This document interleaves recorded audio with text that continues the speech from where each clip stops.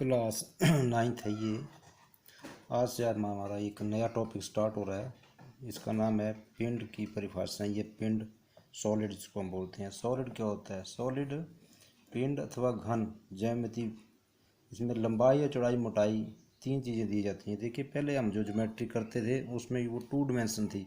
अब ये 3 डिमेंशन है। जैसे हमने पीछे स्केल की थे वो 3 डिमेंशन थी, उसमें तीन लंबाई चौड़ाई और मोटाई जो तीन चीज़ें दी जाती हैं। इसी तरह ये जो सॉलिड हैं, ये जो आपकी पिंड ज्योमेट्री है, इसमें भी जो है वो तीन चीज़ें होंगी, लंबाई चौड़ाई और ऊंचाई या मोटाई उसकी। तो अब ये सॉलिड का हमारा स्टार्ट हो गया है टॉपिक। अब हमने पिंड ज्योमेट्री करनी है, सॉलिड ज्योमेट्री करनी है, और उसको करना है हमने फर्स्ट एंगल प्रोजेक्शन में करना है। फर्स्ट एंगल प्रोजेक्शन क्या होता है वो आपको सेकंड वीडियो में बताऊंगा। फर्स्ट वीडियो प्रोजेक्शन क्या होता है, कहाँ बनाते हैं उसको हम, और थर्ड एंगल प्रोजेक्शन क्या होता है वहीं इंट्रोडक्शन कराएंगे हम आपको फर्स्ट और थर्ड की। ये जो ज्योमेट्री है हमारी सॉलिड ज्योमेट्री, ये दो एंगलों पे होती है, एक फर्स्ट एंगल प्रोजेक्शन और थर्ड एंगल प्रोजेक्शन के ऊपर। तो आपको फर्स्ट एंगल और थर्ड, हमारा जो 10वीं का जो टॉपिक है ये हमारा फर्स्ट एंगल प्रोजेक्शन के ऊपर ही बनेगा सारे का सारा। तो आपने थर्ड के बारे में नहीं सोचना है, आपने फर्स्ट एंगल प्रोजेक्शन के बारे में ही हमने डिस्कस करनी है।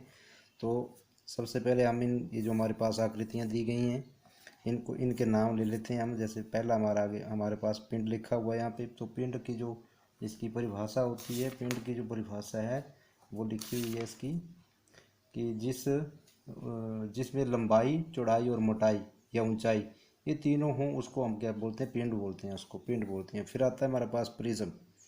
प्रिज्म प्रिज्म ये एक सादा चित्र है। इसके ऊपर और नीचे के भाग में समान होते हैं और उसके साथ सारे चित्र आयत में बनते हैं और उसके आमने सामने के भाग समान होते हैं। तो ये हमारा प्रिज्म है। इसका देखिए ऊपर का और नीचे का भाग, इसके ये भाग, इसका ये भाग और ये भाग, ये दोनों आपस में बराबर होते हैं और इसके साथ में जो है वो आयतें बनती हैं। साथ में जो है आयतें बनती हैं। इधर इस साइड पे ये आयतें बनी हुई हैं, आपके पास ये आयत बनी हुई है। तो इसमें जैसे ये है, इसमें जो है वो एक वर्ग घन क्षेत्र है। तो ऊपर और नीचे जो है इसके वर्ग बने हुए हैं और साथ में इसके आपके पास चार जो है आयतें बनी हुई हैं। तो अगला है इसका सुंडाकार या पिरामिड जिसको हम बोलते हैं, सुंडाकार। यह एक सादा चित्र है। इसके आधार और भुजाओं के साथ समद्विबाहु त्रिभुज का चित्र बनाते हैं और एक शीर्ष पर इकट्ठे होते हैं।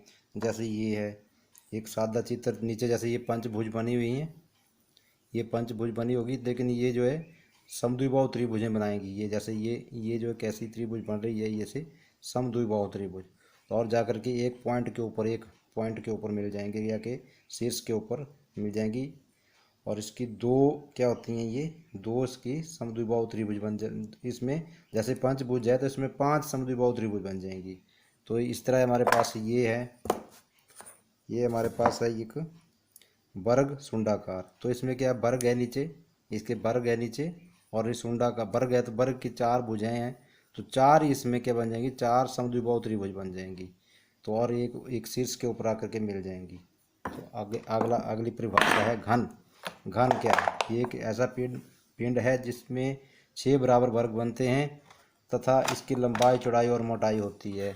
लंबाई चौड़ाई और मोटाई होती है। तो जैसे हमारे पास ये घन है तो इसमें 6 वर्ग बनते हैं, 1 2 3 4 5 और एक नीचे 6 वर्ग बनते हैं इसमें। ये ध्यान रखना, ये एक घन है, इसके 6 वर्ग बनते हैं, इसमें बराबर वर्ग बनते हैं। और समबाहु त्रिभुज घन क्षेत्र, समबाहु त्रिभुज घन क्षेत्र इस तरह का घन क्षेत्र है। ये ऐसा त्रिभुज घन क्षेत्र है।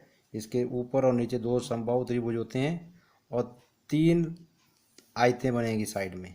3 आयतें बनेगी साइड में, 2 त्रिभुजें बनेगी ऊपर और नीचे। एक ये त्रिभुज है और एक नीचे भी इसी तरह बराबर त्रिभुज बनी हुई है। तो ये हमारे समबाहु त्रिभुज घन क्षेत्र है। इसी तरह वर्ग घन क्षेत्र, यह एक पिंड है जिसके ऊपर नीचे 2 वर्ग बनते हैं। ये हमारा ये बड़ा है, ये इसके ऊपर और नीचे 2 वर्ग बनते हैं और 4 आयतें बनती हैं। इसमें 4 आयतें बनती हैं, मैंने बता दिया आपको पहले। इसके बाद आता है हमारा पंचभुज घन क्षेत्र। तो पंचभुज घन क्षेत्र इस तरह का पिंड होता है जिसमें ऊपर और नीचे 2 आयतें होती हैं। दोनों सिरों के ऊपर 2 आयतें होती हैं और 5 इसमें आयतें बनती हैं साइड में। ऐसे 5 आयतें साइड में बनती हैं, ऐसे ये 5 आयतें बनी हुई हैं साइड में। तो ये 5 आयतें इसमें साइड में बनी हुई हैं। अगला हमारा है षष्ठभुज घन क्षेत्र। तो ये एक पिंड है जिसके ऊपर और नीचे दोनों सिरों के ऊपर षष्ठभुज बनती हैं, 2 षष्ठभुज बनती हैं और 6 आयतें बनती हैं। इसी तरह आपका है त्रिभुज शुंडाकार। त्रिभुज शुंडाकार, तो ये ऐसे त्रिभुज है एक, जिसके आधार के ऊपर जो है ऐसे एक त्रिभुज बनती है। ऐसे त्रिभुज आधार के ऊपर एक त्रिभुज बनेगी और 3 इसके बीच में आयतें बनेगी, समद्विबाहु त्रिभुज आयतें बनेगी एक पॉइंट के ऊपर। तो इस तरह इसकी परिभाषा है। एक पिंड है जिसके आधार पर समबाहु त्रिभुज बनती है और तीनों भुजें शीर्ष के ऊपर बिंदु पर मिलती हैं और तीनों समद्विबाहु त्रिभुजें बनती हैं। साथ में 3 समद्विबाहु त्रिभुजें बनती हैं। या सभी परिभाषाएं आपको याद होनी चाहिए और ये आपने लिखनी भी है और उनके चित्र भी साथ में आपने बनाने हैं, तैयार करने हैं। इसी तरह हमारा अगली परिभाषा है, ये एक वर्ग शुंडाकार या विंड है जिसके आधार पर एक वर्ग बनता है। सब भुजें ऊपर शीर्ष के ऊपर बिंदु पर जाकर के मिलती हैं और 4 समद्विबाहु त्रिभुजें बनती है। ये मैंने आपको पहले दिखा दिया है। ये वर्ग है, शुंडाकार है। शुंडाकार, इसके 4 आयतें इकट्ठी हो जाएंगी ऊपर के आगे और जो आयतें बनेगी वो समद्विबाहु त्रिभुज बनेगी, समद्विबाहु त्रिभुज बनेगी। और इसी तरह हमारा ये है पंचभुज शुंडाकार। तो पंचभुज शुंडाकार जो है हमारा ये हमारा पंचभुज शुंडाकार है। ये पंचभुज है, इसके ऊपर नीचे एक आकृति पंचभुज की बनेगी और 5 इसमें समद्विबाहु त्रिभुज आयतें बनेगी। ऐसे ये आयतें बनेगी 5 ऐसे ही। ये आगे चल करके आपको सारी बातें क्लियर होंगी, कौन सी लाइनें कहाँ आनी है। इसी तरह हमारा अगला जो परिभाषा है, षष्ठभुज शुंडाकार वह पिंड है जिसके आधार पर षष्ठभुज बनती है। नीचे तो एक षष्ठभुज बनेगी इसकी, नीचे एक षष्ठभुज बनेगी इसके और ऐसे ऊपर 6 इसके समद्विबाहु त्रिभुजें बनेगी। तो ये परिभाषा भी अब आपकी क्लियर हो गई। इसी तरह हमारा आग्रह है चतुष्फलक। चतुष्फलक है यह पिंड है जिसमें 4 समत्रिबाहु त्रिभुजें बनती हैं। ये इस तरह का पिंड है, इसमें 4 समत्रिबाहु सभी त्रिभुजें बराबर बनती हैं, 4 बनती हैं। एक ये नीचे है, ये इधर है, ये किधर है, इधर 3 ऐसे 4 बनती हैं। ये 4 बनती हैं, इसको चतुष्फलक बोलते हैं। शंकु, यह पिंड है जिसके आधार पर वृत्त बनता है और शीर्ष एक एक बिंदु पर मिलता है। ऐसे शंकु है, ये शंकु है।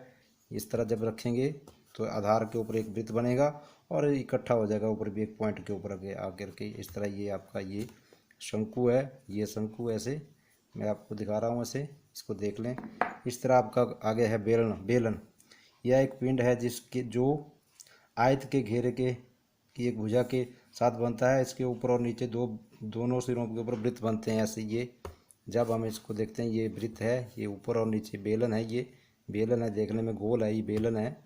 और जब हम इसको सामने से देखेंगे तो ये एक आयत का रूप ले लेगा। फिर ये आयत का रूप ले लेगा। जब हम ऊपर से ऐसे देखेंगे तो ये एक आयत का रूप ले लेगा।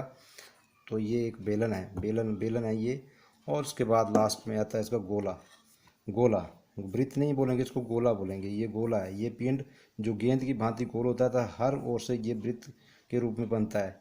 ये जैसे ये गोला है, वृत्त जब इसको ऐसे बनाएंगे तो ये वृत्त बनेगा। लेकिन ऐसे ये क्या है, गोला है जैसे बॉल होती है, गोल होती है। तो इस तरह ये गोला है। इस तरह हमारी ये परिभाषाएं, इनको आप लिखें, सभी परिभाषाएं लिख लें। ये हमारा फर्स्ट वीडियो बन रहा है। इसका सेकंड वीडियो बनेगा अभी थोड़ा, उसमें भी मैं आपको इसकी इंट्रोडक्शन ही करवाऊंगा। उसके बाद आपका फिर पहला प्रश्न हम स्टार्ट करेंगे। पहले ये हमारी फर्स्ट वीडियो है इसकी। तो ये सारी परिभाषाएं आप बना लें, इस तरह जैसे चित्र बने हुए हैं, चित्रों को बना लें, लिख लें इनको अपनी कॉपी के ऊपर। सारी परिभाषाएं आपको याद होनी चाहिए, सारी परिभाषाएं याद कर लें और इनको लिखें कॉपी के ऊपर और फिर सेंड कर दें।